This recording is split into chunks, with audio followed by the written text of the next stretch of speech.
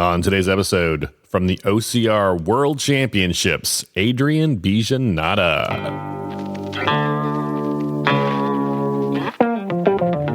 Welcome to the OCR Report podcast, brought to you by the OCRreport.com.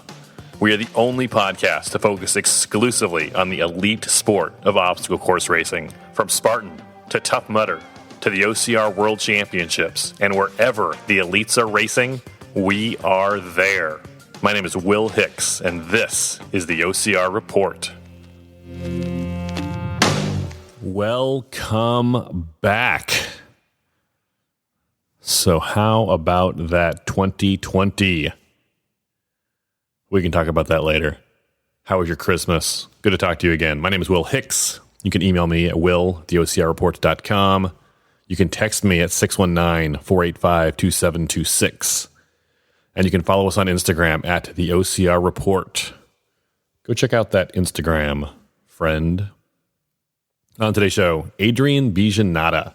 Adrian is the CEO of Adventury, but you know them better as the home of the OCR World Championships.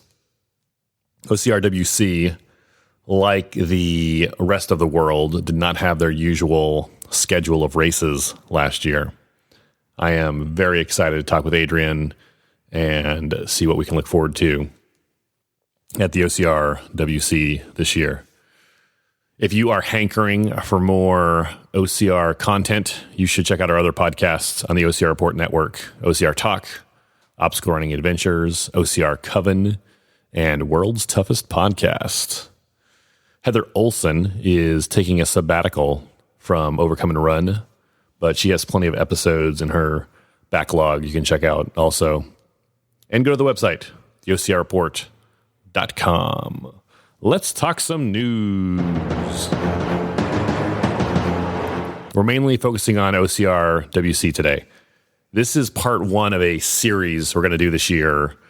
That's the first part of this year with the OCR CEOs, the big race company CEOs, talking about what happened in 2020, how they dealt with it, and what we can look forward to from their companies in 2021. Very excited about these episodes, this series with the big bosses of OCR. Today, OCRWC with Adrian Biji. But there are a couple of non-OCRWC pieces of news I need to mention. Number one, Battle Frog. Battle Frog. Gotta live it. There has been some disruption with Battle Frog's comeback this year. We had Garfield Griffiths on World's Toughest Podcast a few months ago, and he talked about the plan for the return of Battle Frog. He was working with them as their COO. That was in December 3rd. Since that point, Battle Frog and Garfield have parted ways, and Garfield has returned back to Spartan race. I have talked with Garfield, and he did not want to talk on the record about the situation. I talked with Battle Frog. They did not want to talk about it. So we can all infer whatever we want to about that relationship. But I got the impression that they won't be inviting each other over for Thanksgiving dinner. So I talked with Battle Frog. I did not record the conversation. It wasn't a podcast. It was just a conversation. We talked about 2021 and the change in their return plans. You can read my write-up about it on the OCRreport.com. Here's the big takeaway. Their first race back was scheduled for April of this year. The venue they had lined up has become a mass COVID testing site. Have you seen those? You drive your car in, you wait in line like you're waiting for fast food at rush hour, and they come up to your car and they test you with the nasal swab. You just roll down your window. Don't even open your door. So while the city of Miami is using the park for COVID tests, Battle Frog is not able to hold their race there. So you can learn all about that and more in the article on the OCRreport.com. Tough Mudder has rolled out a new race for 2020. It is called the Tough Mudder Equinox. It's a 12-hour virtual race with 5-mile loops. We've seen this before, or not the exact same thing, but very similar with virtual Toughest Mudder last year. The big difference is that Tough Mudder Equinox is during the daytime on March 20th, 9 a.m. to 9 p.m. Eastern Time, Saturday, March 20th. Story up on the OCRreport.com right now, or you can go to toughmudder.com to sign up. Spartan Race, the 2021 Spartan U.S. National Series schedule has been out for a little while now, but there's already been one COVID-related change. First, let's talk about the schedule and then the change.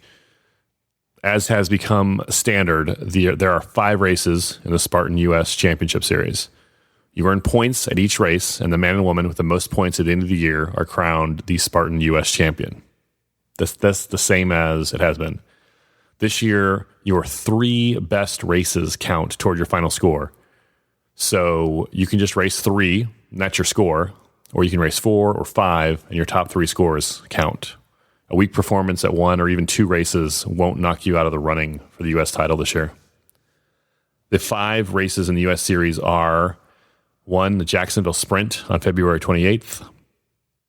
2, the San Luis Obispo Super on 3, the Big Bear Lake Super on May 16th. 4, the Utah Beast on July 17th. And 5, the West Virginia Beast on August 28th. That change I mentioned earlier, race number 2 in the series, the San Luis Obispo Super, has already been rescheduled. Rescheduled is the wrong word. I should say postponed. They are working on rescheduling it now. It was originally scheduled for April 11th in San Luis Obispo, which is in California. We do not know the new date yet. As I'm recording this in the end of January, the first race in the series is scheduled for February 28th. That's the Jacksonville Sprint. I asked Spartan, hey, you are rescheduling a April race. Is that February race still on track? And they told me, absolutely. Full speed ahead. Jacksonville is going to happen. And I believe that. Unless the governor of Florida or some local official tells them you cannot hold your race here on February 28th, that race is going to happen on February 28th in Jacksonville. Savage Race has had success holding their races in Florida during the pandemic, and I feel confident Spartan will be able to pull it off also. One more thought on Jacksonville. If you are listening to this and you are elite-ish, you should book your ticket for Jacksonville now. And here's why. I don't know exactly who will be at the race, and I don't know who's going to win it, but I promise you there will be less elites than in a usual year. If you have run a U.S. National Series race in the past, and maybe you got 6th, or you got 9th, or you were sniffing at the top 10, you could have a legitimate shot at finishing on the podium in Jacksonville. I'm not promising anything. I'm not giving up any inside information or anything that is a secret. But let's say you usually finish in the lower half of the top 10, 6th through 10th. You run Jacksonville, there's a few less elites than usual. You finish in 3rd place. Awesome. If you have one more strong performance in the series, the next 3 races, let's say, then you show up to the last race in West Virginia. Who knows what could happen? Luck is when preparation meets opportunity. If you have been working out during this pandemic, you are fit and you are ready to race, that is your preparation. Possible lighter attendance at Jacksonville or at other races is your opportunity. There is no shame in that game. Get out there, take advantage of opportunities, go get lucky, and see what happens. So 5 races in the series, only the top 3 count. The 5 races have 1 sprint, 2 supers, and 2 beasts.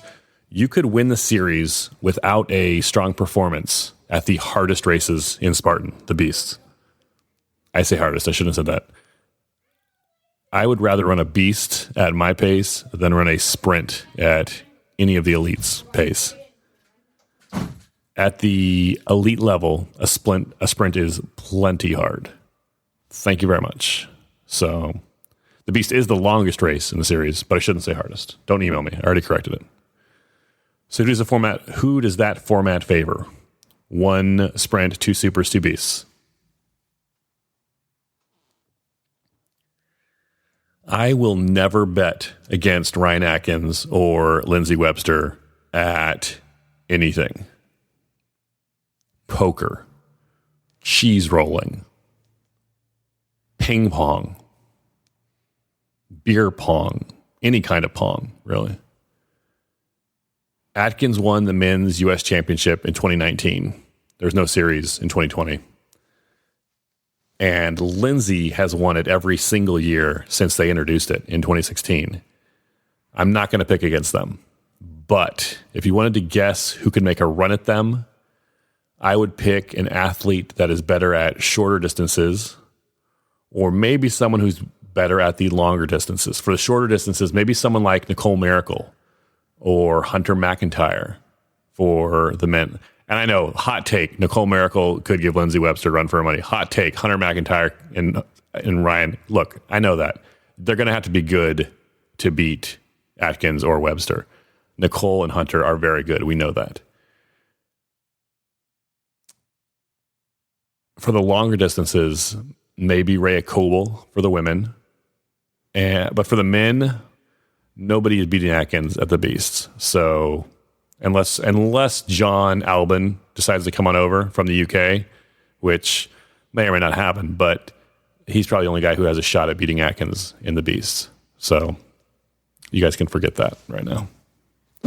Again, I'll never pick against Ryan and Lindsey, but if you want a couple of dark horses, Hunter McIntyre is going to make some noise. And for the ladies, look out for Alexandra Walker. Some of you do not know her name. That's fine. But she's my out-of-the-blue pick for 2021. Alex, make me look smarter. This is our first show of the year. This is a big year coming up for the sport. This is a pivotal year. It's very important. What do you want to see from the sport of OCR in 2021? Let me know. Text me at 619-485-2726. What are you looking for from OCR? What are you expecting? And what will you be doing this year in the sport? Tell me. 619-485-2726. Before I start this next part, 2 things. 1, this is not an ad. And 2, this is not for the kids. So, earmuffs, parents. It's the end of January right now. Valentine's Day is coming up, and Gooder Sunglasses has a deal. Gooder is a sunglass company very popular with runners, OCR runners. If you buy a pair of their pink sunglasses, their Valentine's Day sunglasses, they will send you a box of not safe for work Valentine's candy. You know those little colored rocks they roll out every year? It tastes like blackboard chalk, a little sugar. A little box of those. But instead of saying, be mine, or you're cute, they say, wreck me, or DTF. Mildly funny, right? Like in a married guy in his 40s kind of way. So I thought, I'll get a pair of the glasses for my wife, $25. And if you buy 2, the shipping is free. So I bought 2 pair. Well, the glasses arrive, and my wife is not crazy about the pink color. She doesn't want them. I already have like 10 pair of Gooders, and I'm not wearing pink glasses. So I think to myself, who can I give these glasses to? They are pink. Of course, I'll give them to my daughter. She's 8 years old, and the glasses are pink, and they're cute with little hearts drawn on them. She'll love them. Fortunately, I looked at the glasses a little closer before I gave them to her because the cute little hearts were the naughty little hearts. I do not need my 8-year-old daughter wearing sunglasses that say, "Let's bone." So now what am I supposed to do? I'm not giving these to my sister. I'm not giving these to my kids' school teachers. Here's a present, Miss Chapman. Hope you like it. Wink, wink. Any woman I gave these to would be 100% justified in giving me the stink eye. Like, what did you mean by that? Well, oh, it's a funny story. I ordered them for my wife, but I gave them to you instead. So we're doing a giveaway. I'm going to give my pink Gooder sunglasses away. Go to our Instagram page for all the details. But basically, follow our Instagram, tag your friends to enter. Every friend you tag counts as one entry, up to 5 friends. And you can get 5 bonus entries by texting glasses to me at 619-485-2726. If you don't want to do the Instagram tag thing, just text glasses. 619-485-2726. You'll get the 5 entries. We will draw the winners next week. 2 people will win my pairs of pink Gooder glasses. Really, 2 people will win my wife's Gooder glasses. So you can thank her.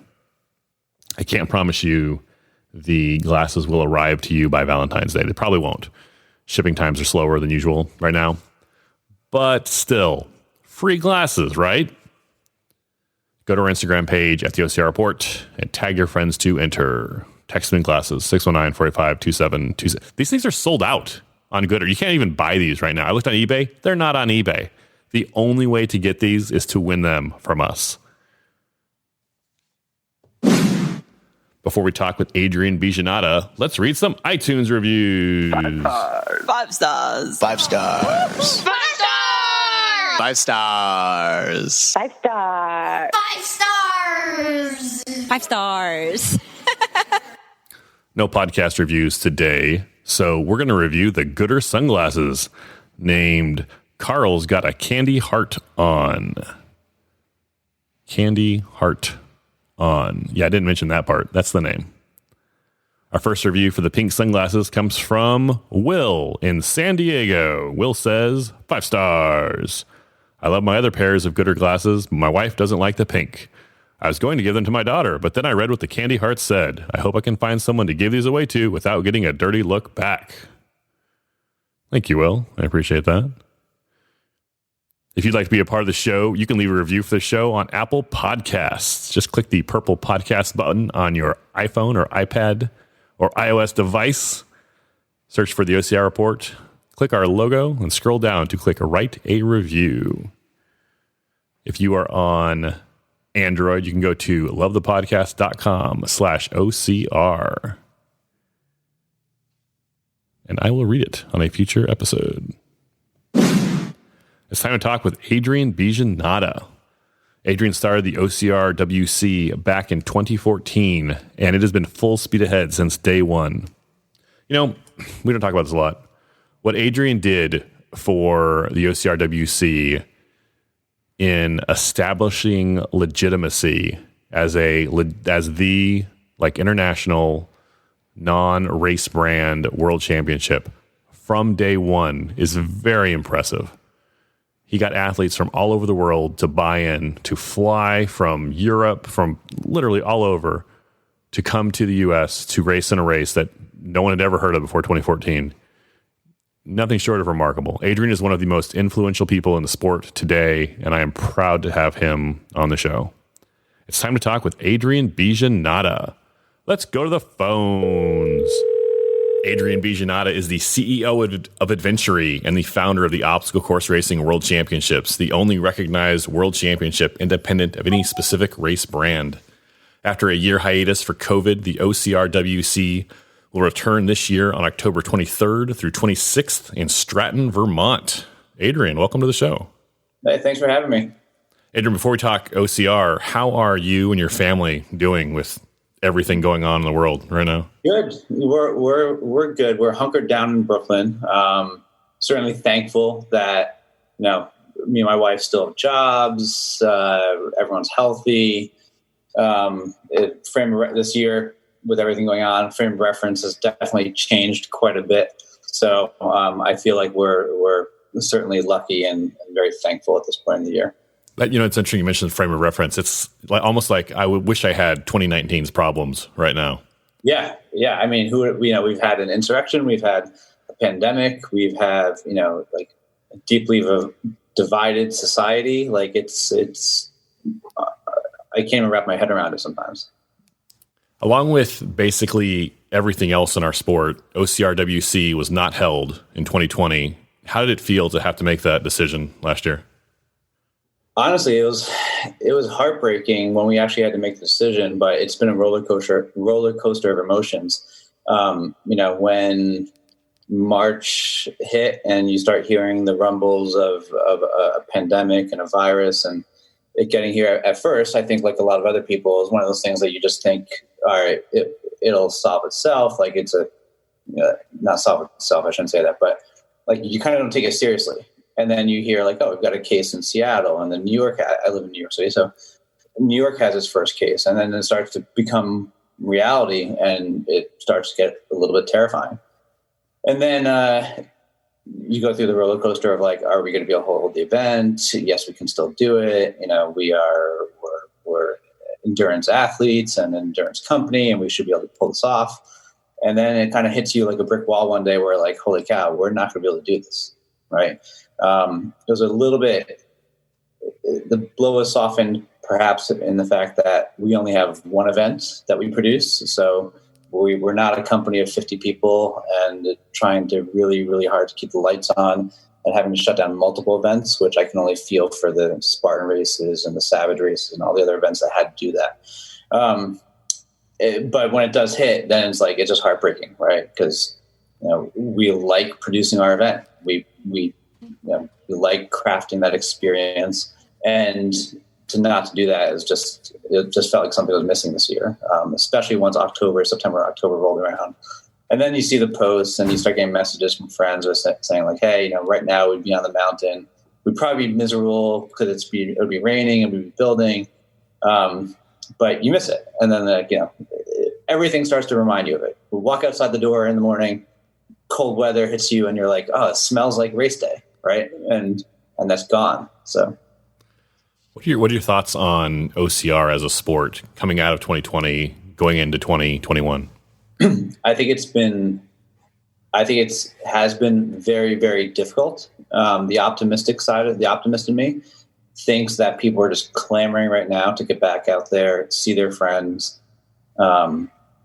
race, go to big participatory events, concerts, sporting events, all those things. I think people are just dying to do that right now. So I think it'll come back pretty well. I think it'll be it'll just rebound really, really, really well. That's the optimist side of me.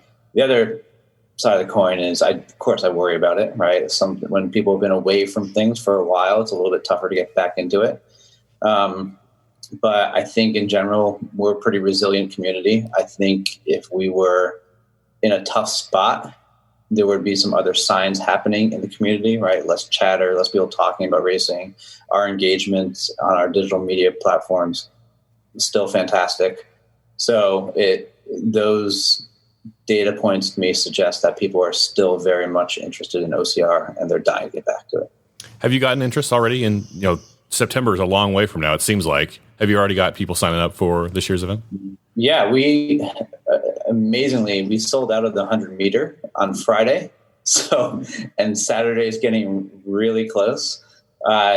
So to think that we have our first sellout and we are over 9 months away from the event is incredible. But Friday is now completely sold out for the 100 meter. So we just have Saturday left for that event, and that's going pretty quickly as well. One last big picture question before we talk about this year. 5 years from now, do you think OCR will be bigger, smaller, or about the same as 2019? Good question. I haven't thought about that. I think it'll be bigger. And I say that because I think we are now starting to see more specialization than ever before, right?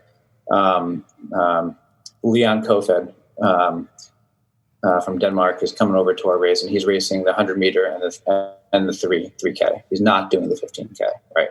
And that specialization is something that I actually encourage and I like to see, because it means people are taking the sport and the distances seriously, and they're training with focus. And I think that specialization is kind of hitting peak fever. The 2021 OCRWC scheduled for September 23rd through 26th, 9 months from now. COVID vaccines have already started being distributed as we're talking. Have you had to make contingency plans for the race this year, just in case? Yeah, we already have contingency plans with a few different options if we did need to push to 2021. We follow the news like everybody else, and for us to come down to, can we safely pull off an event and will people show up? It's really down to those two things. I have no concerns about our ability to operate, no concerns about delivering a fantastic event. It's really the external elements around, where are we as a planet on vaccinations and safety, which is very surreal to say. It's kind of blowing my mind as I talk to you. I've never really thought about it like that, but where are we as a planet on vaccinations and getting this pandemic under control, right? What will the qualification process look like this year? Well, right now, with the exception of pro, it's open because there are just no qualifying events out there. Once they begin in earnest and we feel like the slate of qualifying events is stable, then we'll fire that back up. But until that happens, we don't have many options on that front. What about the pro division? How will they qualify? Pro, they can use a previous race result to do that. We also had a few, we worked with OCR, Hunter McIntyre's OCR Stars for pro qualifying criteria. And we still have other events that are happening. Savage Race is happening. I saw Spartan just release their calendar, and I think they've turned things back on in maybe February. So we'll use those events for qualifying criteria. There are 5 races at the World Championships this year. Let's talk about them kind of in order as they happen on a race weekend. Starting on the 23rd and going throughout the weekend is the 100-meter championships. The 100-meter race is held differently than the other races. What will that look like this year? Yeah, so you book in a time spot.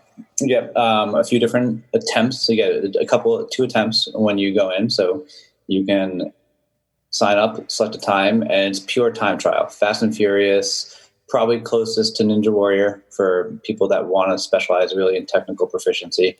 And it's fastest time of the day. And then that has really surprised us in terms of how popular it has been. Last year was the first year that we did it at the UK.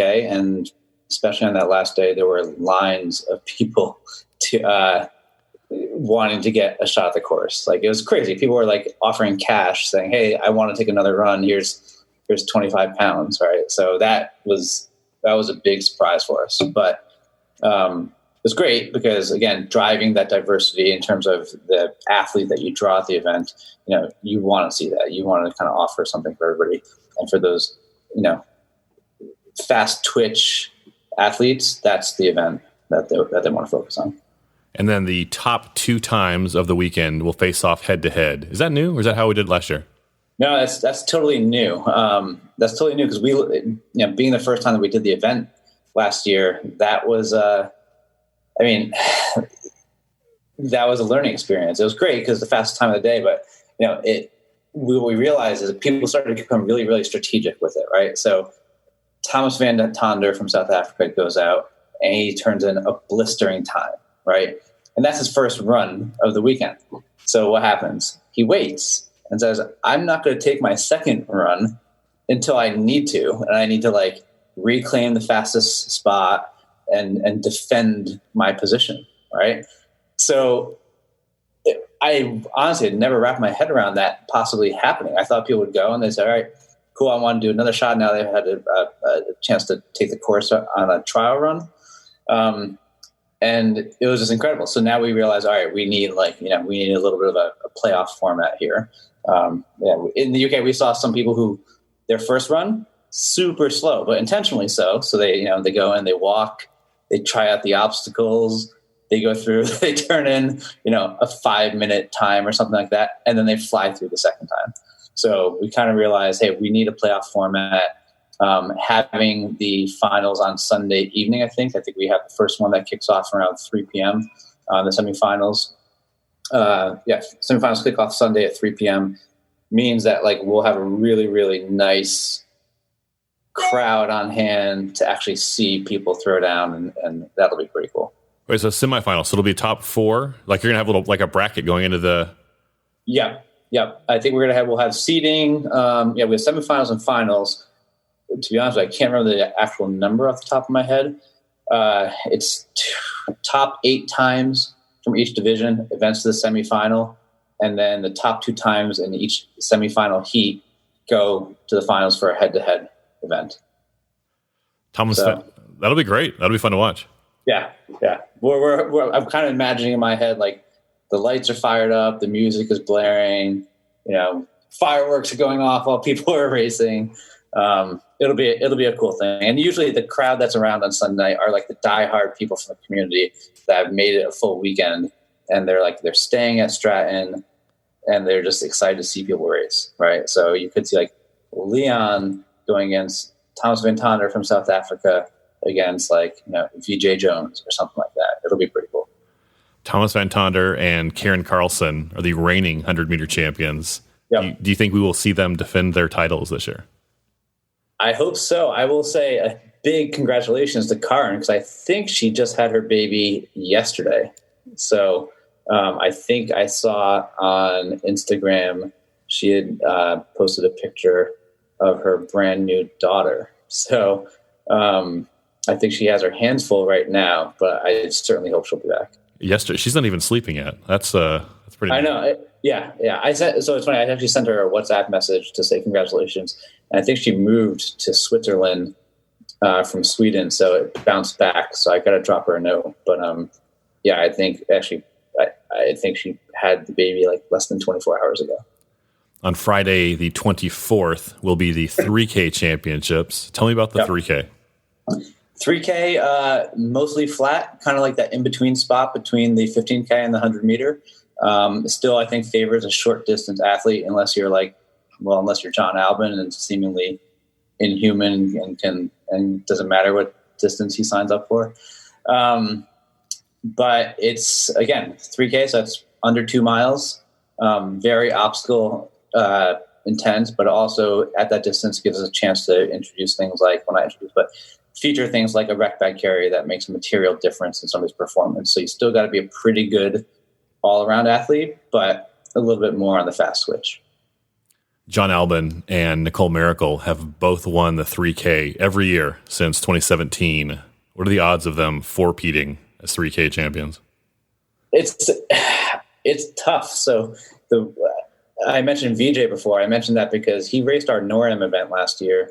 And if my memory serves me correctly, he only raced the 3K. I think I saw him after the event. I said, "Are you ready for the 15K tomorrow?" And he said, "No, I'm only doing the 3K." And that was like, that sticks out in my mind. I was like, "Oh," and he said, "This was my focus, right? My focus for the year was to prepare for this distance." So I think we'll see more of that. And I think we could see some surprises, not to discount anything with Nicole or John, because they're incredible in their own regard, but more and more people are starting to pick and choose what they want their A race to be.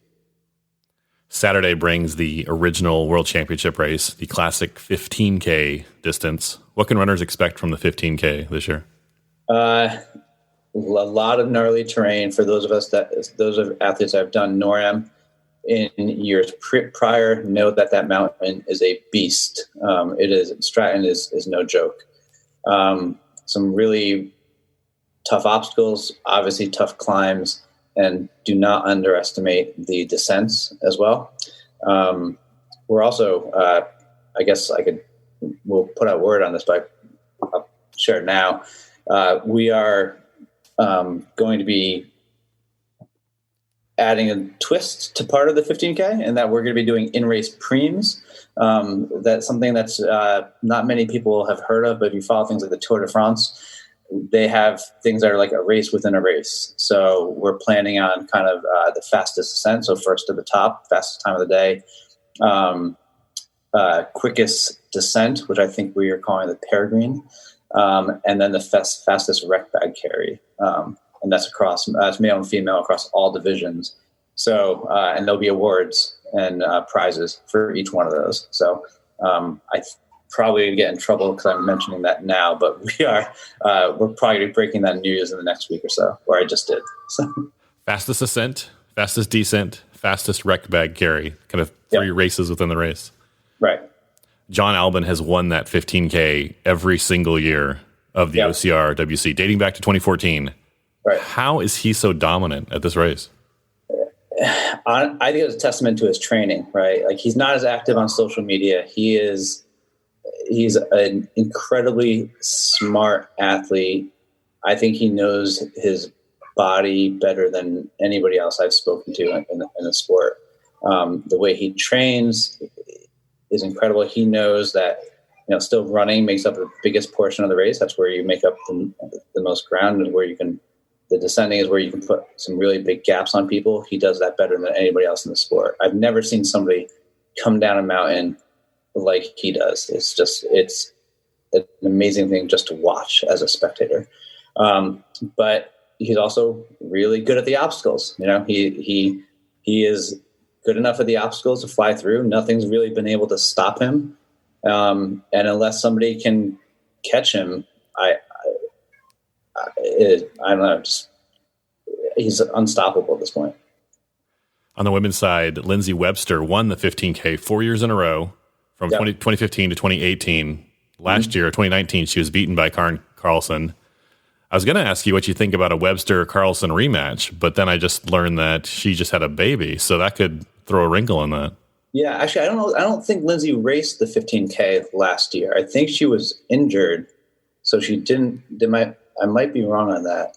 And I think she was injured, and Nicole was in the 15K, and Nicole suffered an injury on the course, so it came down to Ida Steensgaard and Karen, and they were neck and neck going to the third to last obstacle. And Karen passed that obstacle, and that's where she won the race, which was, for everyone there, everyone there had goosebumps, because that's what you wanted to see, right? You wanted to see elite athletes head to head going into the last array of technical obstacles and having those obstacles make a difference, right? So, both athletes there shaking out their hands. I think it was on Skitch, shaking out their hands. Rain is pouring down, because of course it was, because it was the UK, and it was raining for like a month straight. It's cold. Everybody's miserable. And you just knew everyone there was saying the same thing. Whoever beats this obstacle first is going to win this race, right? I think they each took multiple attempts, and then Karen made it through. And from there on out, it was like a last quarter mile victory lap, but it was incredible. And she'd been competing with us since the onset. She came to Ohio in 2014.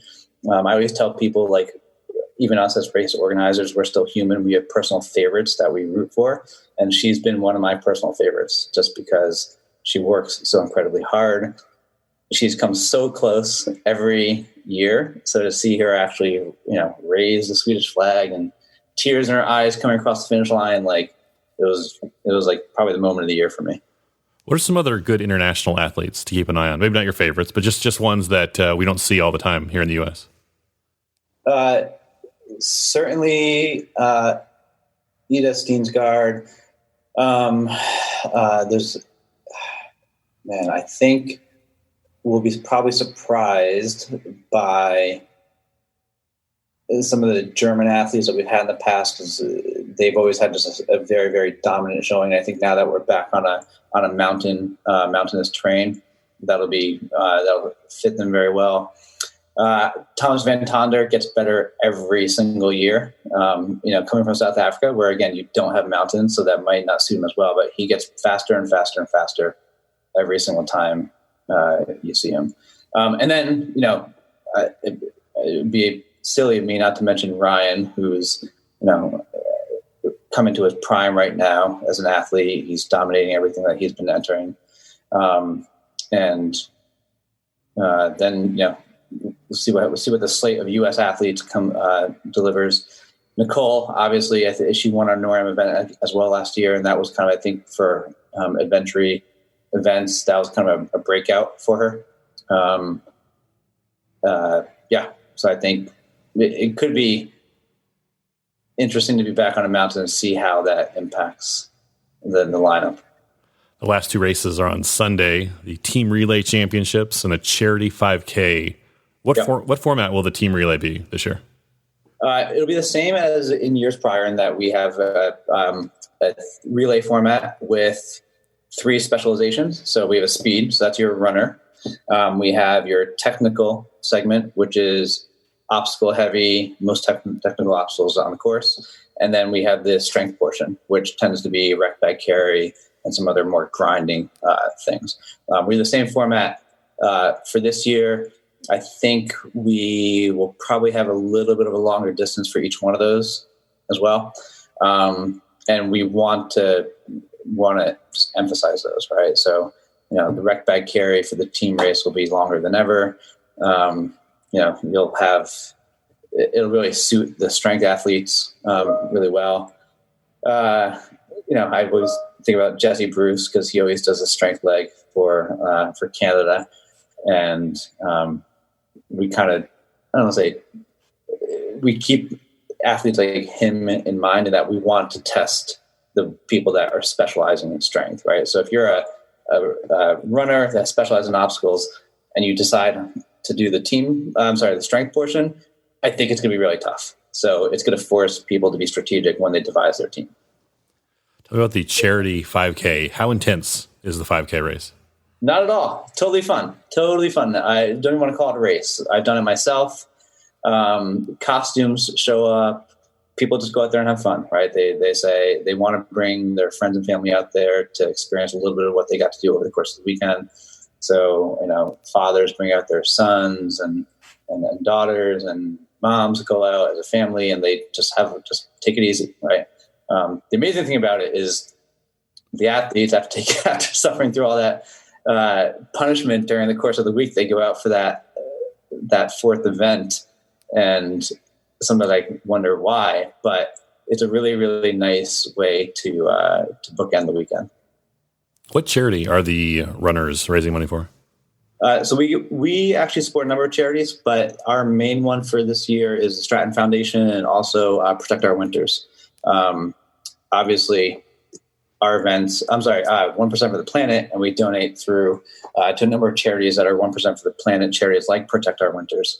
And that's almost self-explanatory, right? We can't have this event unless we had an environment to do it in. And we work with a lot of ski resorts. Their livelihood comes from being able to have a ski season. And with everything going on with climate change, if we can support it anyway, we do. In the past, OCRWC has partnered with other races in Australia and South Africa. What's the status of those types of partnership races? We dialed it back, if only because we wanted to focus on the World Champs for last year, right? We've always had partners for many of the races that we've done. Even going back to Mud Guts and Glory in Ohio, and we love partnering with those races, but we also wanted to be a little bit selfish and just do things on our own, like we have with the North American Championships in the past few years. When we survey our athletes after a race, our NORAM events were far and away the best received, and just in our NPS scoring, they were the best events we've ever delivered. So we wanted to take that and apply that and to the world champs. And that's not to say anything about Nuclear Race or True Grit or Warrior Race in South Africa. They're all great races, but there's something to be said about, us being able to put our heads down in a room and come up with the what I'm going to say is it'll probably be the best event experience in the history of the sport. I'm not trying to be arrogant when I say that. I'm very certain and passionate and dedicated that this be the best event we've ever done and the best event anybody's ever done. The OCRWC, you guys have been known for innovating the OCR format with things like mandatory obstacle completion and the 100-meter race. You already mentioned the preems. Preems, yeah. It's spelled Primes. I think it's a French word, so I actually hope I'm pronouncing it the right way, but preems, yes. Is there anything else new or maybe something you're working on we can look forward to? Well, the 3 preems I mentioned are the first 3, and there will likely be some other ones out there as well. The big innovation for this year is probably going to come out on the obstacle front. I feel like we've found a great platform in our distances that we offer between the 100-meter all the way up to 15K and team races. So I feel like that foundation has been established and the concrete has settled. Now it's about okay, how can we really innovate on the obstacle front, right? We've introduced things like, Valkyrie, which is a simple format, but of inverted V rings. We're kind of the first race to really start doing things with a little bit of the detachable components like the skitch handles or the Force 5 Gibbons dowels. So we want to innovate on the obstacle side without getting absurd, right? That's always the tough part.